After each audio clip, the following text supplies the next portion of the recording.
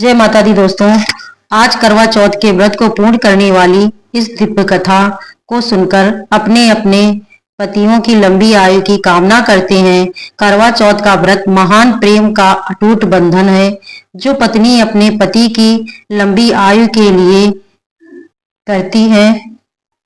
पौराणिक कथा के अनुसार करवा देवी अपने पति के साथ तुंगभद्रा नदी के पास रहती थी। एक दिन करवा के पति नदी में स्नान करने गए तो एक मगरमच्छ ने उनका पैर पकड़ लिया और नदी में खींचने लगा। मृत्यु को करीब देखकर करवा के पति करवा को पुकारने लगे। करवा दौड़कर पति नदी के पास पहुंची और पति को मृत्यु के मुंह में ले जाते समय उस मगर को देख करवा ने तुरंत एक कच्चा धागा ले कर मगरमच्छ को एक पेड़ में बांध दिया। करवा के सतीत्व के कारण मगरमच्छ कच्चे धागे में ऐसा बंधा कि टस से मस नहीं हो पा रहा था। करवा के पति और मगरमच्छ दोनों के प्राण संकट में फंसे हुए थे। करवा ने यमराज को पुकारा और अपने पति को जीवन दान देने और मगरमच्छ को मृत्यु दंड देने के लिए कहा।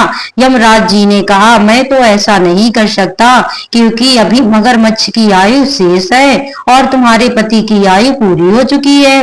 तब क्रोधित होकर करवा ने यमराज जी से कहा कि अगर आपने ऐसा नहीं किया तो मैं आपको श्राप दे दूंगी। सती के श्राप से भयभीत होकर यमराज ने तुरंत मगरमच्छ को यमलोक भेज दिया और करवा के पति को जीवन दान दे दिया। इसलिए करवा चौथ के व्रत में सुहागिन महिलाएं करवा माता से प्रार्थना करती हैं कि हे करवा माता, ऐसे आपने अपने पति को मृत्यु के मुंह से वापस निकाल लिया, वैसे ही मेरे सुहाग की भी रक्षा करना। करवा माता की तरह देवी सावित्री ने भी कच्चे धागे से अपने पति को वट वृक्ष के नीचे लपेट रखा था। कच्चे धागे में लिपटा प्रेम और विश्वास ऐसा था कि यमराज सावित्री के पति के प्राण अपने साथ लेकर नहीं जा सके। सावित्री के पति के प्राण को यमराज को लौटाना पड़ा और सावित्री को वरदान देना पड़ा कि उनका सुहाग हमेशा अटल बना रहे और वे दोनों लंबे समय तक साथ रहेंगे। अब सुनिए करवा चौथ व्रत की दूसरी कथा। पौराणिक कथा के अनुसार एक ब्राह्मण के 7 पुत्र थे और वीरावती नाम की एक इकलौती पुत्री थी। 7 भाइयों की अकेली बहन होने के कारण वीरावती सभी भाइयों की बहुत प्यारी थी और सभी भाई उसे अपनी जान से बढ़कर प्रेम करते थे। कुछ समय बाद वीरावती का विवाह किसी ब्राह्मण युवक से हो गया। विवाह के बाद वीरावती मायके आई और फिर उसने अपनी भाभियों के साथ करवा चौथ का व्रत रखा। लेकिन शाम होते होते वह भूख से व्याकुल हो उठी। सभी भाई खाना खाने बैठे और अपनी बहन से भी खाना खाने का आग्रह करने लगे, लेकिन बहन ने बताया कि आज करवा चौथ का निर्जला व्रत है और वह खाना सिर्फ चंद्रमा को देखकर उसे अर्घ देकर ही खा सकती है। लेकिन चंद्रमा अभी तक निकला ही नहीं, इसीलिए वो भूख प्यास से व्याकुल हो उठी है। वीरावती की ऐसी हालत उसके भाइयों ने देखी नहीं गई और फिर एक भाई ने पीपल के पेड़ पर एक दीपक जलाकर चलने की ओट में रख दिया। दूर से देखने पर वह ऐसा लगा मानो चांद निकल आया हो। फिर एक भाई ने आकर वीरावती को कहा, बहन चांद निकल आया है, तुम चांद को अर्घ देने के बाद भोजन कर सकती हो। बहन खुशी के मारे सीढ़ियों पर चढ़कर चांद को देखने लगी और चांद को अर्घ देकर भोजन करने बैठ गई। उसने जैसे ही पहला टुकड़ा मुंह में डाला तो उसे छींक आ गई। दूसरा टुकड़ा मुंह में डाला तो उसमें बाल निकल आया। उसके बाद जैसे ही उसने तीसरा टुकड़ा मुंह में डालने की कोशिश की तभी उसे ससुराल से समाचार मिला कि उसके पति का स्वास्थ्य बहुत खराब है। वह शीघ्र अपने पति को देखने ससुराल पहुंचे। इसके बाद उसकी भाभी ने सच्चाई बताई कि उसके साथ ऐसा इसलिए हुआ क्योंकि उसने करवा चौथ का व्रत बिना चंद्रदेव की पूजा किए ही तोड़ दिया था। उसके भाइयों ने आग जलाकर झूठ कहा कि चांद निकल गया और उसने सच मानकर अपना व्रत तोड़ दिया। इस कारण उसका पति बीमार पड़ गया।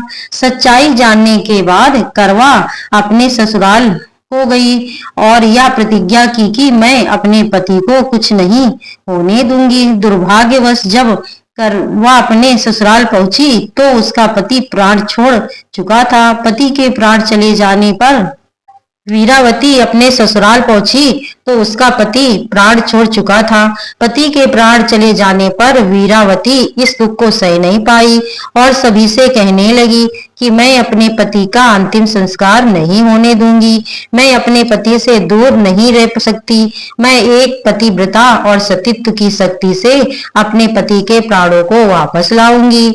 और फिर वह अपने मृत पति को लेकर एक झोपड़ी में रहने चली गई और अपने पति को जीवित करने के लिए भगवान की पूजा व्रत आदि करने लगी। इस प्रकार 1 साल बीता। फिर वीरावती चौथ का व्रत आने पर उसने विधि विधान से निर्जल और निराहार रहकर वीरावती करवा चौथ का व्रत रखा। चौथ माई की और गणेश भगवान की पूजा की। रात को चंद्र देवता को अर्घ देकर व्रत का समापन किया। व्रत का समापन होते ही उसका पति जय गणेश जय गौरी जय गणेश जय गौरी कहता हुआ पुनर्जीवित हो गया।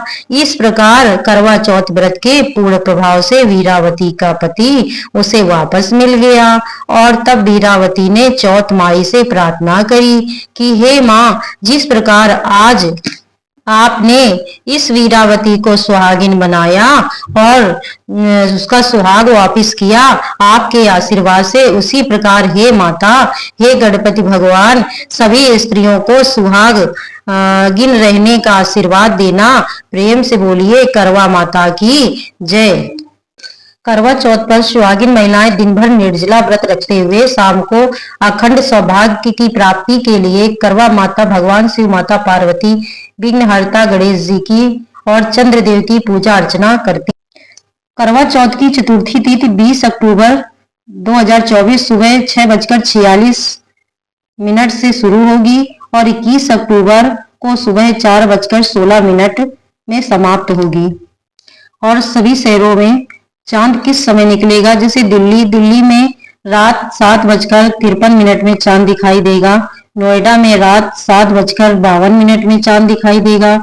मुंबई में रात 8:36 में, कोलकाता में 7:22 में, चंडीगढ़ में 7:48 में, पंजाब में 7:48 में, जम्मू में 7:52 में, लुधियाना में 7:52, देहरादून में 7:24 में, शिमला में 7:47 में, पटना में 7:29 में, लखनऊ में 7:42 में चांद दिखेगा। कानपुर में 7:47 में चांद दिखेगा। प्रयागराज में 7:42 में दिखेगा। इंदौर में 8:15 में, भोपाल में 8:07 में दिखेगा। अहमदाबाद में 8:27 में दिखेगा और चेन्नई में 8:18 में और जयपुर में 8:05 में, रायपुर में 7:43 में और बेंगलुरु में 8:30 में चांद दिखेगा।